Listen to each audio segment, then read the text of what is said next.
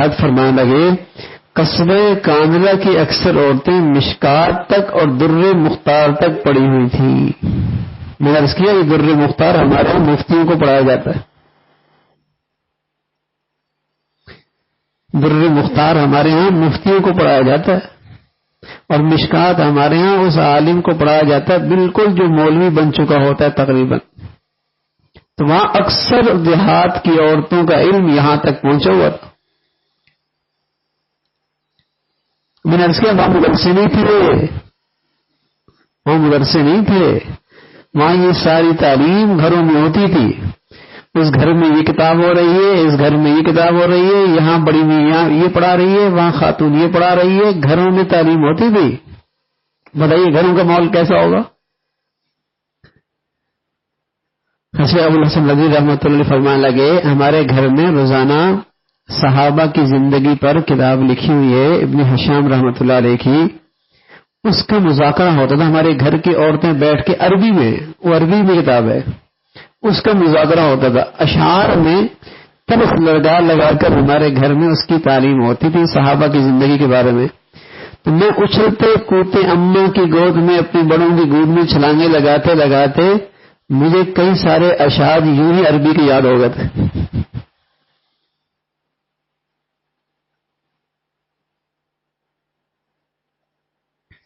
کئی سارے اشعار عربی کے مجھے یوں یاد ہو گئے تھے جو ہمارے گھر میں صحابہ کے تذکرے عربی میں اشعار کی شکل میں ہوتے تھے.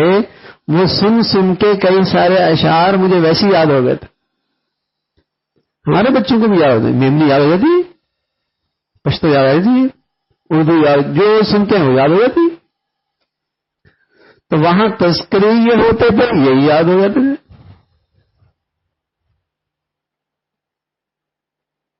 اللہ ہمیں ایسے کچھ حصہ نصیب فرما دے. ہمارے گھروں کا ماحول بہت غفلت والا ہوتا ہے، بہت غفلت والا، بہت غفلت. عورت بیچاری ویسے ہی کمزور ہوتی ہے، اور اگر اسے دین کا ماحول نہ ملے اور دین کی صحیح سمجھ نہ ملے تو اس کی زندگی تو بس ضائع ہو جاتی ہے. اور اس کے ہاتھ میں آئندہ نسل کی تربیت ہے، اس کے ہاتھ میں آئندہ نسل کی تربیت ہے، اس کے ہاتھ میں آئندہ نسل کی تربیت ہے. اور جب اس کی اپنی تربیت نہ ہو تو بتائیے نئی نسل کا کیا حال ہونا ہے.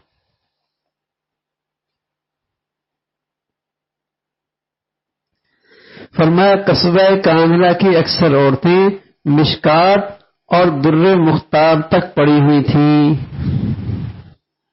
عورتوں کی تعلیم یہاں تک تھی. بہت کم عورتیں تھیں جو حافظ نہیں تھیں، رمضان میں تمام رات سوتی ہوں. بہت کم عورتیں تھیں، ورنہ اکثر عورتیں حافظہ تھیں اور تمام رات رمضان میں قرآن پڑھتی رہتی تھیں.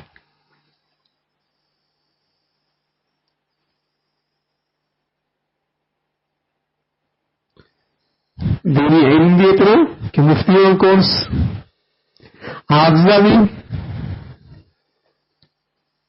اور کاندلہ کے گھروں کے بارے میں لکھا کہ عورتیں گھر کا کام کاج بھی خود کرتی تھی. چکی پیس رہی ہے، آٹا وانی ملا کرتا تھا، دانے ہوتے تھے، چکی پیسا کرتی تھی، پکایا بھی کرتی تھی، جھاڑو بھی لگایا کرتی تھی، کپڑے بھی دھویا کرتی تھی. اور چونکہ حافظہ ہوتی تھی 16-17 سپاروں کی تلاوت بھی کر لیتی تھی. بتائیے گھروں کے اندر کیا نورانیت ہوگی. اب اتنی عبادت تو مسجدوں میں نہیں ہوتی، خانقاہوں میں نہیں ہوتی.